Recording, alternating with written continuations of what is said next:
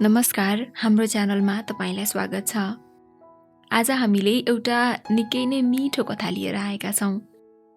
हामीलाई सागरजीले एउटा निकै नै सुन्दर अनि निकै नै प्रेमिल कथा पठाउनु भएको छ, जसको शीर्षक छ फक्रिँदैछ प्रेम। एउटा यस्तो प्रेम कहानी जहाँ मायाका भावनाहरू मनसँगै तरङ्गित भएका छन्, त्यो कथा आजबाट हामी सुनाउनेछौं। सागरजीलाई उहाँको कथा हामीसँग बाँड्नु भएकोमा धेरै धेरै धन्यवाद। सुरु गरौँ एउटा निकै नै मिठो प्रेमको यात्रा, फक्रिँदैछ प्रेम।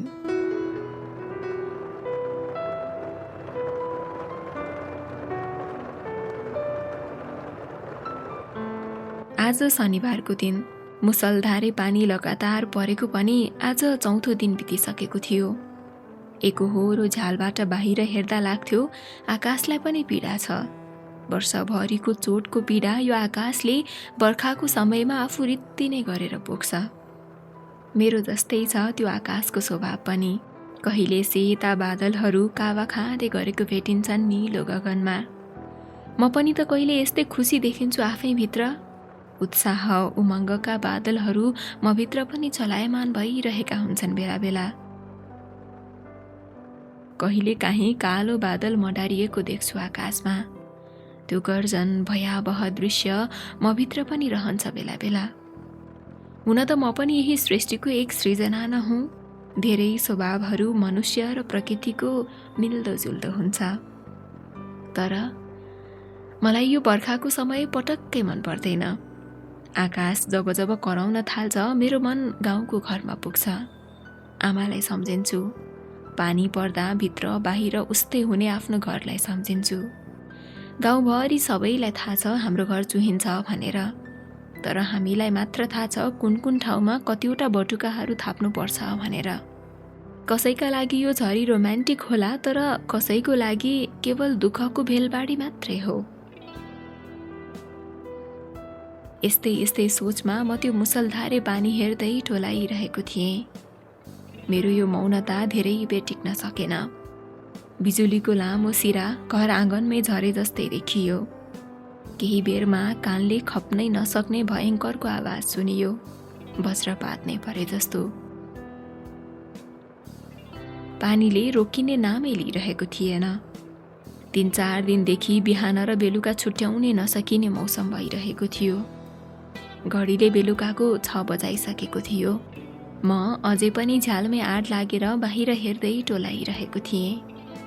मेरो रुम अगाडि एउटा गाडी आएर टक्क रोकियो। साँझ परिसकेकाले होला गाडीको अघिल्लोपट्टिको हेडलाइटहरू पिलिक पिलिक गर्दै थियो। आफ्नो नजरले भ्याएसम्म एकटकले हेरिरहेँ। एकजना महिला गाडीको अघिल्तिरको ढोका खोल्दै हतार हतार घरभित्र पसे जस्तो देखियो।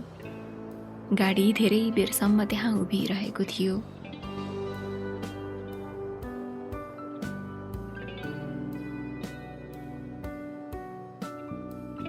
भोलिपल्ट बिहानी पख म बेलुकाको भाँडाहरू धुन घर आँगनमै भएको धारातिर पस्दै थिएँ। एकजना यस्तै 24-25 वर्षको अविवाहित जस्तै देखिने केटीमा मेरो नजर पर्यो। सायद हिजो त्यो घरमा ऊ भाँडा सरेको नयाँ केटी रहेछे।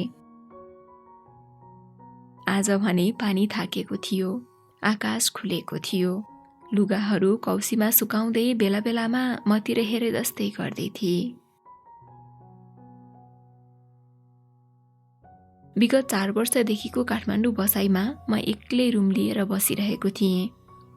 गाउँघरलाई छोडेर आफ्नो उज्जवल भविष्यको खोजीमा म काठमाडौँ बसेको पनि थुप्रो भइसकेछ। केही थान सपना, केही थान जिम्मेवारीहरू बोकेर आएको म बिस्तारै बिस्तारै आफ्नो गन्तव्य पछ्याउँदैछु। बालकुमारीमा 12x13 को एउटा कोठा भाडामा लिएको छु। आफ्नो ज्यान मात्रै अट्ने जत्रो एउटा लोबेट छ। 4 वर्षदेखि दुःख गरेर पढेका किताबहरू र्याकभरि अटाइ नअटाइ छन्। कोठाको एउटा कुनालाई किचन सेक्सन बनाएको छु। एउटा सानो स्टडी टेबल छ। आत्महत्या गरेर झुन्डिएको जस्तै देखिने केही जोर लुगाहरू छन्। एउटा पुरानो मोडलको ल्यापटप र मोबाइल फोन छ।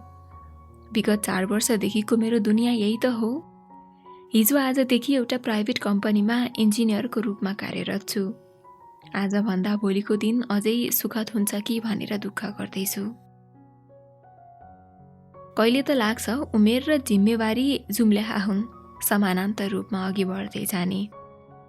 हिजो जस्तो मात्रै लाग्थ्यो बुबाको बुई चढेर संसार हेर्न आतुर मेरा आँखाहरूले कति चाँडै भविष्य सजाउने सपनाहरू देख्न थालेछन्। खुला चरी जस्तै पङ्ख फिजाएर उड्छु जस्तो महसुस गर्ने म कति चाँडै जिम्मेवारीको बोझ पो महसुस गर्ने भइसकेछु। आमासँग रोइ कराई गरेर भए पनि माग्ने उमेरबाट अब आमा बुबालाई दिनुपर्ने उमेरमा पुगिसकेछु। साँच्चै म त ठुलो पो भइसकेछु।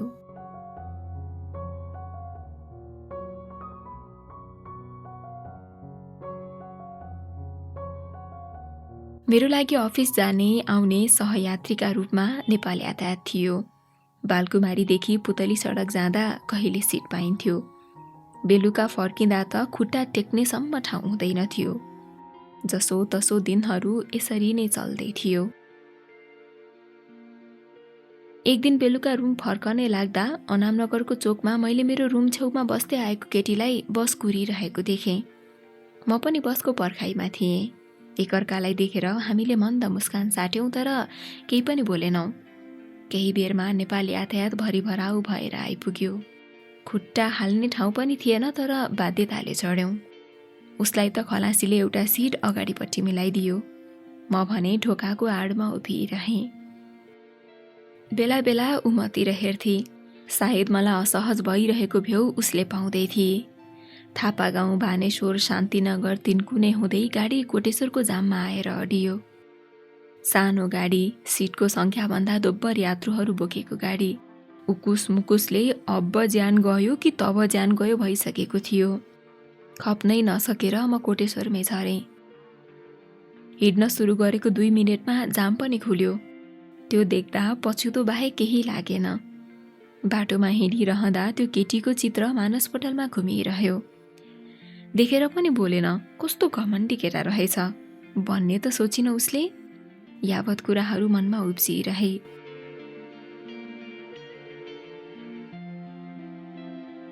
बालकुमारीको पुलमा पुग्ने बित्तिकै उसलाई फेरि देखेँ। सायद मलाई कुरिरहेकी थिए। यो पटक उसैले हाई गरेर हाँसे। म एकपल्ट त अक्क न बक्क भएँ। हेलो भनेर मैले पनि सम्बोधन फर्काइहालेँ। बसमा साह्रै गाह्रो भए जस्तो लाग्यो हजुरलाई त? उसले सोधी। हो नि, 1 मिनेट अझै बेसी त्यो बसभित्र बसेको भए झन्डै ज्यान फुस्केको। मैले हाँस्दै भने। यो सुनेर ऊ त खित्का छाडेर हाँस्न थाले। अनि हजुर कताबाट आउनु भएको? आई मिन केही काम विशेषले जानुभएको थियो अनामनगरतिर भनेर सोध्न थाली। उसको प्रश्नमा मैले जवाफ दिएँ। मेरो अफिस पनि त्यतै हो। 1 मिनेट अघिसम्म अन्जान ऊ र म अहिले त घनिष्ठ साथी जस्तै कुरा गर्दै रुमतिर लाग्यौँ। रुम आउनै लाग्दा उसले तरकारी किन्छु एकछिन पर्खिनुहोस् भनेर अनुरोध गरे। हिजो किनेको भिन्डी र करेला रुममा अलरेडी थियो। कागती र डल्ले खुर्सानी अलिकति मैले पनि किने। कर्कलो साह्रै मनपर्छ भनेर उसले 2 मुठा कर्कलो र कागती किने। नाम सृष्टि शर्मा रहेछ। अनामनगर पोलिक्लिनिकमा एज अ नर्सको रूपमा कार्यरत रहेछ। पहिला बालकोटमा रुम लिएर बसेको, घरबेटी साह्रै किचकिचे, पानीको पनि प्रब्लम भएर यता रुम सरेको रे। सानो परिचय कुरै कुरामा गर्यौँ। उसको र मेरो रुम आमुन्ने सामुन्ने थियो। 7 बज्ने आँट्दा रुम पुगे। अरू दिनको जस्तो थकान पनि महसुस भएन आज। खै किन हो। मन हलुका थियो, प्रफुल्लित थियो। भोक प्यास खै केही महसुस गरेन। खाना बनाउन जाँगर पनि लागेन। रुममा भएको स्याउको दाना टोकेर त्यो रात त्यसै बिति गयो।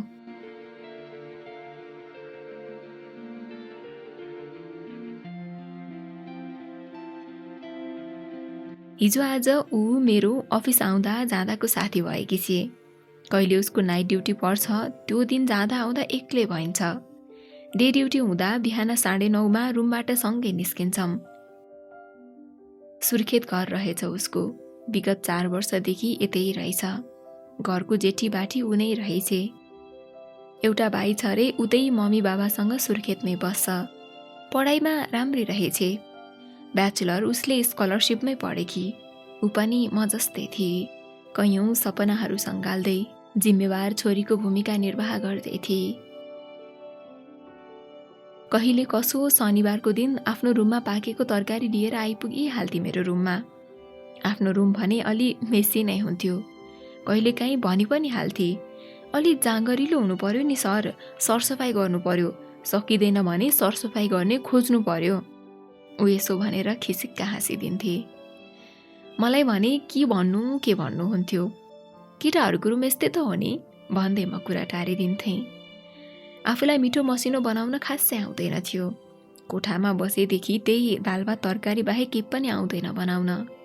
सधैँ उसले नयाँ नयाँ परिकारहरू ल्याउँदा आफूलाई चाहिँ लाज पनि लाग्थ्यो। जिस्किँदै कहिलेकाहीँ उसलाई भन्थ्यो पनि, अब मिठो मसिनो बनाउने बुढी आएपछि यो सबै कुराहरूको पेब्याक गर्छु ल। ऊ हाँस्दै हँस भन्थे। हामी यसरी बसेर कुराकानी गर्ने भनेको शनिबार मात्रै हो। अरू बाँकी 6 दिन कहिले त भेट पनि हुँदैन थियो। हामी फेसबुकमा पनि साथी भयौँ। उसको नाइट ड्युटी हुँदा ऊ राति पनि मेसेज गर्थे, के हो सर यति राति अनलाइन, मिठो पकाउने मान्छेको खोजीमा हुनुहुन्छ क्या हो? म हो नि, खोज्ने प्रयास जारी छ भनेर भनिदिन्थे। ऊ ओके किप इट अप भन्दै उडाउँथे मलाई। दिनहरू यसरी नै बित्दै थियो।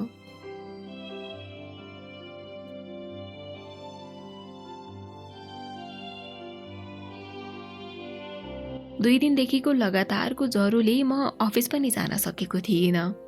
औषधि लिँदा पनि ज्वरो रोकिने नाम लिइरहेकै थिएन। 2 दिनदेखि ओठमुख सुकेर आँखामा डार्क सर्कलले छोपिसकेको थियो। सृष्टिले फेसबुकमा कति मेसेज पठाएको थिए, रिप्लाई गर्न पनि सकेको थिइन। सर सन्चै त हुनुहुन्छ नि? Is everything okay? Is there all good? Hello sir, आजभोलि देखिनु हुँदैन त? यस्तै मेसेजहरू इनबक्सभरि थिए। तेस्रो दिन उसले कल गरी, सकि नसकी फोन उठाए। मेसेजको रिप्लाई दिन पनि कति गाह्रो भएको, फोन चाहिँ रिसिभ गर्ने भनेर झर्किन थाले। मैले केही नबोलेर फोन काटिदिएँ। बेलुका ऊ रुममा नै आइपुगे। ज्वरोले लखतरान भएको थिए। ओठमुख पुरै सुकेर मेरो रूप नै चेन्ज भएको देखेर ऊ निकै डराई। फटाफट आफ्नो रुममा गएर औषधि र थर्मोमिटर लिएर आए। ज्वरो 104 डिग्री थियो। मेरो जिउ कापिरहेको थियो। फटाफट ट्याक्सी बोलाएर सिभिल हस्पिटल लगिछे। टाइफाइड भएको रहेछ। म भने सिटामोल मात्र लिइरहेको थिएँ 2 दिनदेखि। रुम आएर उसले सलाइन पानी चढाइदिए। मेरो लागि यति गरिदिएकोमा धन्यवाद भनेर के भनेको थिएँ, बेसरी गाली गर्न थाली। यस्तो बिमारीले च्याप्दा पनि एकपल्ट सम्झाउनु भएन है? म को नै हो र भनेर चित्त पनि दुखाए।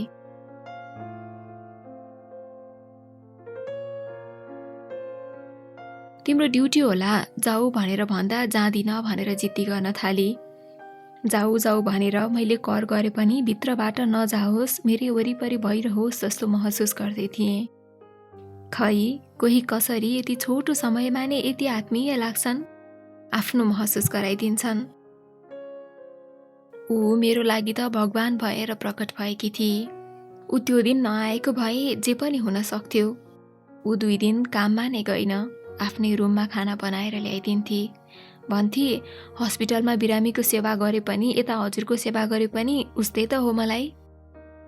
हस्पिटलमा सेवा गरे पैसा आउँछ, यता गरे केही पनि आउँदैन हेर भन्दा पर्या छैन पैसा कमाउन भन्दै खुर्की लगाउँथे। हिजो आज खै ऊ एकदमै आत्मीय लाग्छ ऊ मेरो धर्मपत्नी हो, जो पतिको सेवामा दिनरात लागि परेकी छे। कहिलेकाहीँ लाग्छ ऊ मेरी आमा हो, कतिसम्म स्याहार सुसार गर्न सकेकी। ऊ मेरो आँखाहरूमा छछल्किएको पानी पर्न सक्छे, मेरो मौनताको कारण बुझ्न सक्छे। ऊ यति शक्तिशाली कसरी छे, म सोच्दा पनि आफै अचम्ममा पर्छु। ऊ मलाई भित्रैबाट चाहन्छे, त्यो मलाई राम्रोसँग थाहा छ, तर भन्न सक्दिन। यो पनि थाहा छ उसलाई पनि म चाहन्छु, तर भन्न म पनि सक्दिन। आमाले भनेको कुरा झलझली याद आइरहन्छ बेला बेलामा। आमा भन्नुहुन्छ, आफूले माया गर्ने होइन, आफूलाई माया गर्ने केटीसँग बिहे गर्नुपर्छ बाबु, जिन्दगी सहज तरिकाले अगाडि बढ्छ। केटीहरूलाई पनि त त्यस्तै लाग्दो हो। उसले भन्दा उसलाई बढी माया गर्ने केटो मिलोस् भनेर।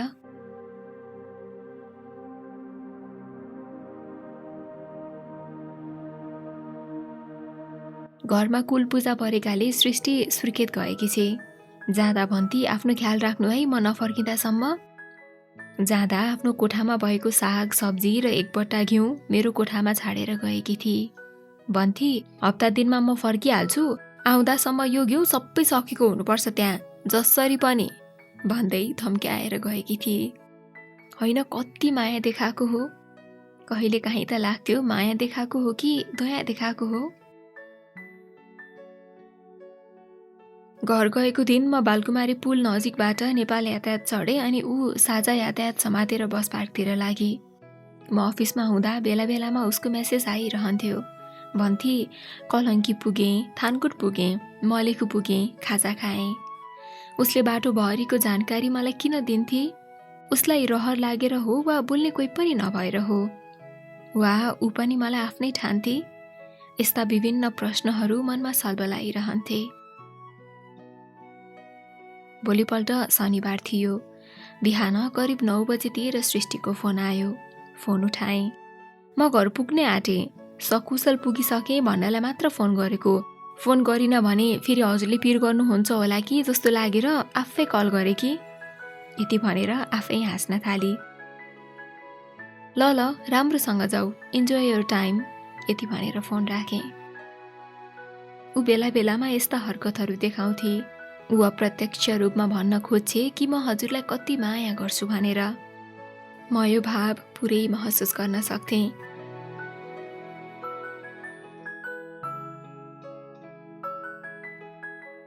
घर गएको 3 दिनदेखि सृष्टि अनलाइन आएकी पनि छैन। उसँग कुरा गर्न मन भए पनि त्यो सम्भव छैन। म घरमा आउँदा फोन सबैले चलाउँछन्, फोन नगर्नु है भनेर भन्थे। आज हिम्मत जुटाएर भए पनि उसको यादमा एउटा पत्र कोर्ने प्रयास गर्दैछु, आफ्नै मोबाइलको नोटबुकमा। प्यारो मान्छे सृष्टि, हरेक दिन आउने यो 24 घण्टाको समय तिमीलाई सम्झिनको लागि एक पल जस्तो मात्र लाग्छ। यी सपना जस्ता दिन तिम्रै झलकोमा बित्दै बित्दै जान्छन्। मेरो हृदयको दृष्टि जहाँसम्म पुग्छ म तिमीलाई त्यहाँसम्म देख्छु।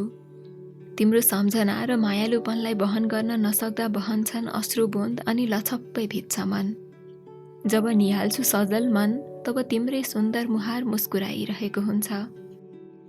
तिमीसँग बिताएको अमूल्य मिलनको कहानी मेरो हृदयको पानपाते पानामा स्मृतिको कलमले कहिले नमेटिने गरी लेखेको छु। प्यारी मान्छे, तिमी त्यो सुन्दरता हौ जसलाई तस्बिरमा उतार्न सकिन्न। तिमी त्यो भाव हौ जसलाई कवितामा लेख्न सकिन्न।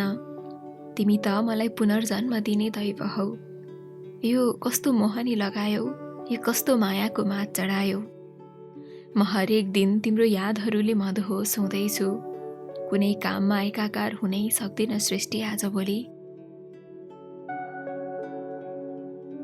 प्रेम शाश्वत छ, महान छ र दूरताले यसलाई अझ गाढा बनाउँछ। प्रेममा एकअर्काको अनुपस्थितिले यादलाई अझै प्रगाढ बनाउँछ र माया चरम उत्कर्षमा पुग्छ। विश्वभरिका राता गुलाफहरू जडेर मैले तिमीलाई विराजमान गराउन सिंहासन तयार गरेको छु। फूलको रानी गुलाफ भए चाहिँ तिमी मेरो जिन्दगीकी रानी हौ। सधैँको लागि तिम्रो सवारी होस् अनि सुस्तरी बस है यो गुलाफमय रक्तिम सिंहासनमा। प्रेम जस्तै कोमल र नाजुक छ यो पनि र भत्किन सक्छ।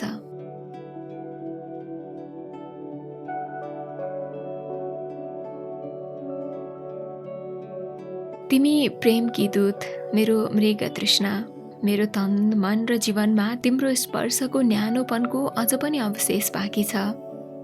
रुवा भन्दा पनि न्यानो, नरम र कोमल छौ तिमी मलाई। त्यो प्रेमिल अतीतका पानालाई मनको पुस्तकालयमा अध्ययन गरिरहेको छु।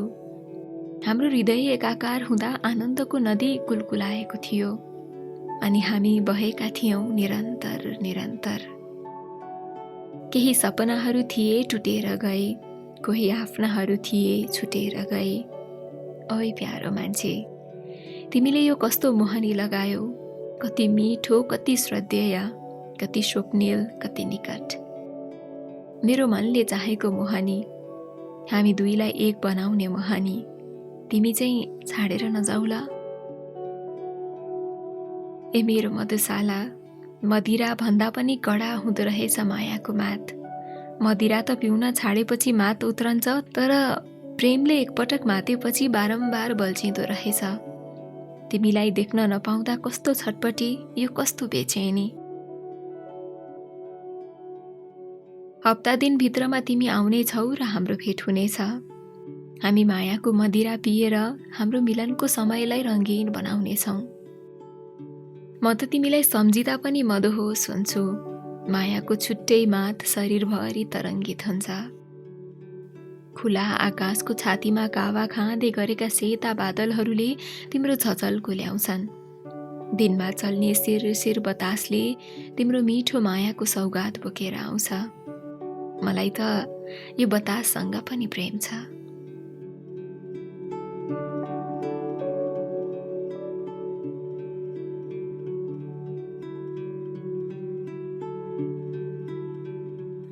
घरबाट फर्किँदा उसले मेरो लागि पनि केही कोसेली बोकेर आएकी थिए।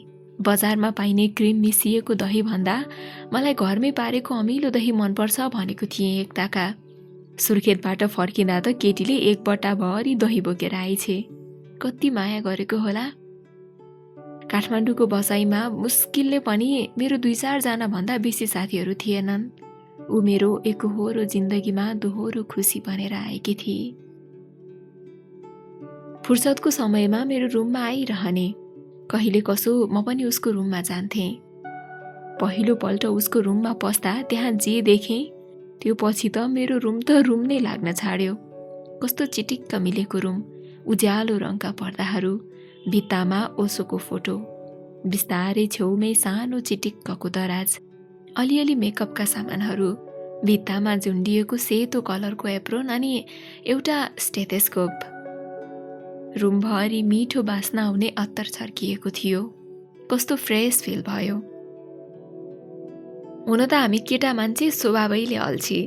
मेरो रुम मलाई ठिक छँदैछ क्यारे भनेर आफैलाई सम्झाएँ।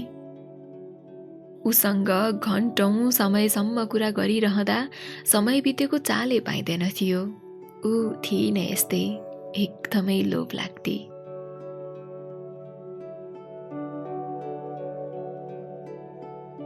दसैँ आउन करिब 1 महिना बाँकी थियो। मेरो घर धनगढी, उसको घर सुर्खेत। गयो भने पनि कोहलपुरसम्म सँगै जान पाइन्थ्यो। सकेसम्म हामीले सँगै जाने भनेर कुराहरू गर्यौं। भदौ 12 गते आयो।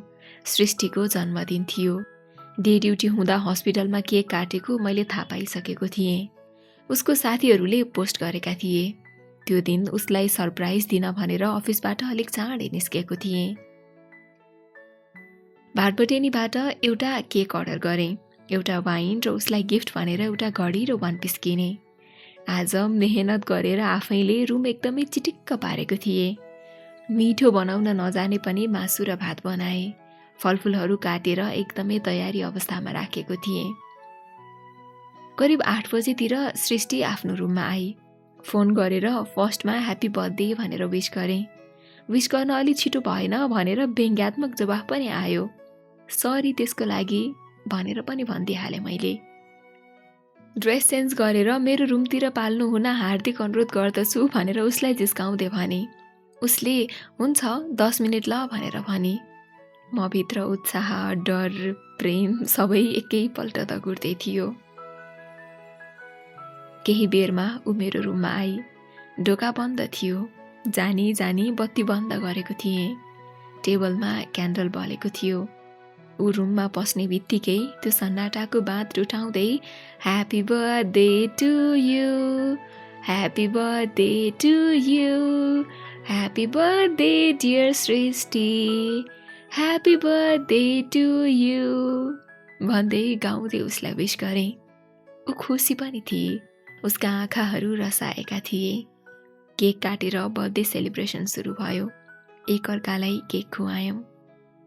यत्तिको गर्न के जरुरी थियो भनेर रिसाउँदै थिए। मैले त्यो कुरा सुने नसुने चाहिँ गरेँ।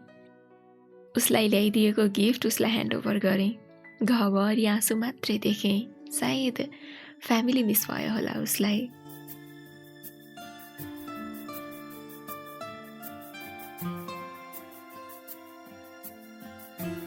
पहिलोपल्ट प्रेम प्रस्ताव राख्ने आँट खै कहाँबाट जुटाएँ थाहा छैन। उसको हातमा मैले किनेर ल्याएको नयाँ घडी बाँधिदिँदै गर्दा भनिदिएँ, म तिमीलाई अगाध प्रेम गर्छु सृष्टि। साँच्चै म तिमीलाई आजाद पन्छी झैँ खुल्ला आकाशमा उन्मुक्त भाव लिएर प्राकृतिक सुन्दरताको बोध र ऋतुहरूको दृष्टि आँखामा राख्दै सागर जस्तो स्वच्छ, शान्त, निश्चल अनि पवित्र हृदयले प्रेम गर्ने हिम्मत गर्छु। प्रेमिल जीवनमा यथार्थताको पछ्यौरी ओढेर ओठभरि उषाको रङ्गीन लाली पोतेर हर्ष र हृदयदेखिको मुस्कान यत्र तत्र पोखेर मन मस्तिष्कदेखि नै म तिमीलाई निशब्द प्रेम गर्छु। कहिल्यै नओइल्याउने दुबो र मखमली फूल जस्तै, कहिल्यै नबदलिने बिहानीको सूर्य जस्तै, साँझ पख बहने शीतल पवन जस्तै, कहिल्यै नमेटिने समयको गति जस्तै अनन्त अनन्त कालसम्म प्रेम गर्छु।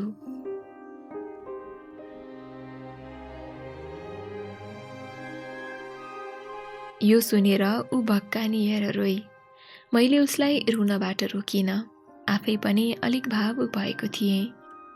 हामी दुवै स्थिर थियौँ, तर यो मनको गति कति हो कति।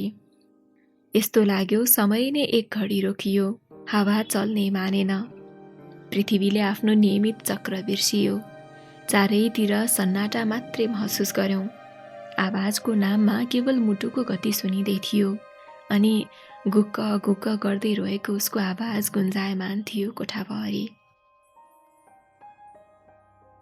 मैले आज मनको भारी बिसाउने चौतारी भेटेको थिएँ। उसले मेरो प्रस्ताव स्वीकारे पनि ठिक, नस्वीकारे पनि देवदासै भइहाल्ने मान्छे म थिइनँ। म हलुका महसुस गर्दै थिएँ। रमाइलो गर्नुपर्ने दिन, तर माहौल एकदमै गम्भीर थियो। मलाई अँगालोभरि हटाई नहटाई गरेर सानो बालक जस्तै झन्झन पो रुन थाल्यो। यस्तो खुसीको दिन बेकारमा रुवाए जस्तो भयो। गिल्टी फिल भयो। केही समयपछि माहौल सामान्य बन्यो। उसको मुहारमा छुट्टै चमक देखिन्थ्यो। सायद उसले पनि हलुका महसुस गरी।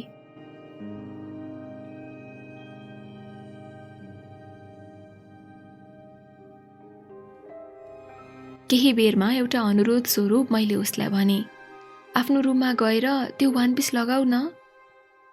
किन जानु आफ्नो रुम? उसले प्रश्न गरी। चेन्ज गर्न, मैले भने। ह्या, जाँदिन म त, भन्न थाल्यो। तिमी खुरुक्क आँखा बन्द गर, मैले नभनेसम्म आँखा खोल्ने होइन नि त्यहाँ, भन्दैछु नि, भनेर मलाई कराउन थाली। म मुन्टो घोप्टो परेर अपराधी जस्तो बसिरहेँ। उसको आदेश पनि प्रहरीका भन्दा कम कहाँ थिए र? केही बेरपछि कस्तो देखेको छ हेर त, भनेर सोध्न थाली। जति हेरे पनि हेरिरहँ लाग्ने। स्लिम मिलेको ज्यानमा कसिलो भएर बसेको लुगा। त्यो लुगा देख्दा कता कता डाहा पनि महसुस गर्दै थिएँ। गोरी मान्छे, फिक्का गुलाबी रङको लुगा। कसम, एकदमै स्ट्रबेरी फ्लेभरको आइसक्रिम जस्तै देखिएकी थियो। केही बेरसम्म उसको पर्सनल फोटोग्राफर बनाई। कति साह्रो फोटोको पारखी हुन्छन् कोही कोही। लगभग 100-150 वटा फोटो त खिचे होला उसको।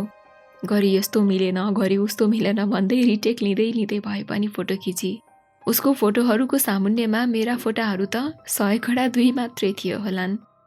आधा घण्टा लामो समयपछि फोटो सेसन पनि सकियो। खाना पाकेर रेडी थियो। खाना खानु अघि दुवैजनाले वाइन खायौँ। वाइनले ऊ अलिअलि माते जस्तो देखिन्थे। म भने उसको मायाको मातले कयौँ दिनदेखि लट्ठ भएको थिएँ। वाइनको मात त खै केही पनि महसुस नै भएन। अहिले खाना नखाने भन्न थाले। केही बेर डुल्न जाने कुरा भयो। पाटन हाम्रो रोजाइमा पर्यो। हामी बालकुमारी रुमबाट पाटनतिर लाग्यौँ। रुमबाट केही माथि पुगेपछि उसले मेरो एउटा हात मेरो ब्लेजरको खल्तीमा हाले। उसको दाहिने र मेरो देब्रे हात मेरो ब्लेजरको खल्तीमा एकदमै कसिलो गरी बसेका थिए। घरिघरि मन परी गरिरहेका थिए। छिप्पिँदै थियो रात, बढ्दै थियो मायाको मात। जन्मिँदै थियो प्रेमको पालुवा यतै कतै। हराउँदै थियौँ प्रेमिल जोडी यतै कतै।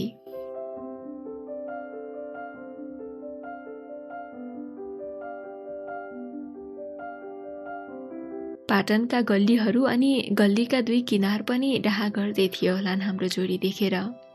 एकअर्कालाई आफूहरू कहिले एक हुन नसकेको दुखेसो पोख्दै होलान्। भन्दै थिए होलान् एकअर्कालाई, हेर त कस्तो प्रेमिल जोडी, कति मायालु जोडी। तर तिमी र म त त्यो नदीको दुई किनार जस्तै भयौँ। नजिक त छौँ तर लाख कोसिस गर्दा पनि एक हुन सक्दैनौँ। उसको छोटो उपस्थितिले रङ्गीन बनेको मेरो दिन झन् सधैँ सधैँका लागि ऊ मेरी नै भई भने मेरो जीवन त स्वर्ग हुनेछ भन्दै कल्पनाको बतासमा उडेर कता कता पुग्दै थिएँ। रातमा एकअर्काको हातमा हात बाँधिएर डुल्दै डुल्दै गयौँ। पाटनको कृष्ण मन्दिरमा करिब 1 घण्टा समय बितिसकेको थियो। मान्छेहरूको भिडभाड बिस्तारै कम हुँदै थियो। एकाएक उसले मेरो हात कसिलो गरेर च्यापी। Thank you Suman, thank you for everything भन्न थाल्यो। उसलाई आफूतिर तानेर अङ्कमाल गरे। यस्तो भनेर मलाई लज्जित नबनाऊ सृष्टि। तिम्रो उपकारको बरु म सदैव ऋणी रहनेछु। जसरी एउटा किसानलाई आकाशको पानी अमृत तुल्य हुन्छ, हो मेरो लागि तिमी त्यही अमृत भएर आयौ सृष्टि। तिम्रो आगमनले मेरा कयौँ दुःखहरू यसै पखालिदिएका छन्। मैले यसो भनिरहँदा उसले आफ्नो टाउको मेरो काँधको भरमा निष्फिक्री रूपमा छाडिदिएकी थिए। जुनले टन्टलापुर रातमा हामी दुनियाँ भुलेर एकअर्काको दुनियाँमा हराएका थियौँ।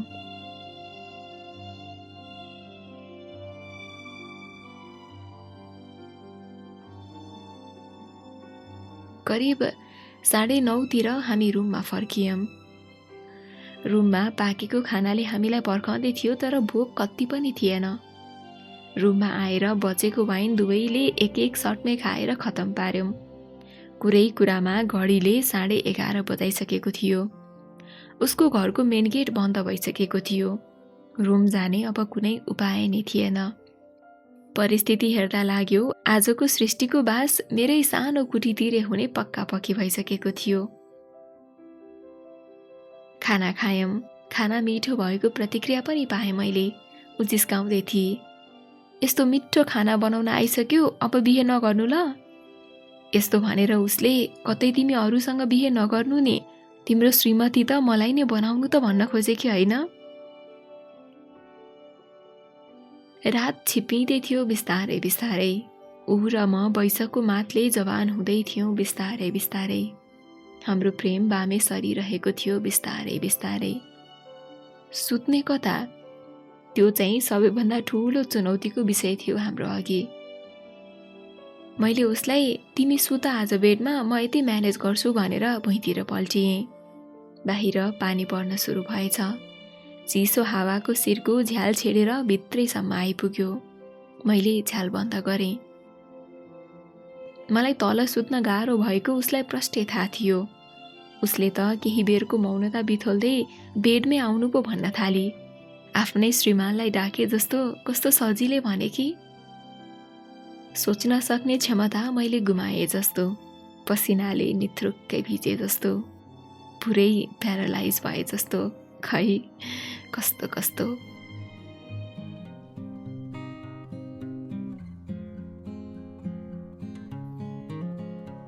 केही गलत नहोस् यो कुराको सीमारेखा मैले पाटनबाट फर्काउँदै दिमागमा कोरिसकेको थिएँ।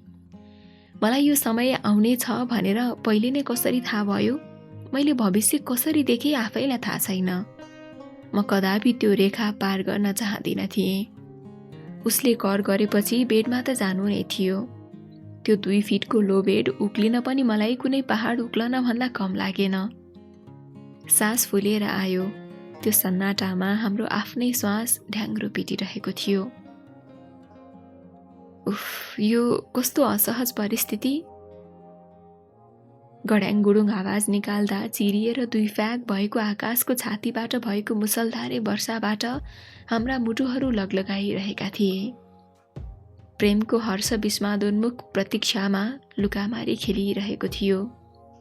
तर एक मनले भन्दै थियो, एक कम्पित मुटुलाई ठेगान लगाउन मलाई तिम्रो अनि तिमीलाई मेरो मायाको न्यानो चाहिएको छ। ए न्यानो मान्छे, तिमी र म मिलेर भावनाको उर्वर खेती गर्ने किसान बनाउन। हामीले आफैलाई सम्हाल्न सकेनौं। मन त हामीले उहिले नै साटिसकेका थियौँ, त्यो रात तन पनि साट्यौँ। भुइँबाट बेडसम्मको यात्रा केवल आधार शिविरसम्मको यात्रा पो रहेछ। त्यो रात चढ्न बाँकी रहेको पर्वत चढेर फत्ते हासिल गरेँ। माया अन्धो हुन्छ भन्थे, यस्तै परिस्थितिमा तेजिलो देख्ने आँखा पनि फुट्दो रहेछन्। भयभरको नेत्र ज्योति, मानसिक सन्तुलन सबै सँगै हराउँदो रहेछन्। दुई सुन्दर नागहरू बटारिए जसरी हामी एकअर्काको सामिप्यतामा घन्टौँसम्म लिप्त थियौँ। अरू बेला एकजनालाई अटाई नअटाई हुने मेरो त्यो लो बेडले त्यो रात हामीलाई आफूमा कसरी अटायो त्यो उसैले जानोस्। हुने कुरा भएरै छाड्छ। सायद यो समय हाम्रो भावीले लेखेका थिए होला, भएरै छाड्यो। मैले केही दिन पहिले लेखेको प्रेम पत्र पढ्न अनुरोध गरेँ। ऊ भाव विह्वल भई झन् कसिलो गरेर मेरो छातीमा सिरानी बारेर सपनामा विलिन भई। म पनि कति बेला निदाएछु थाहै भएन।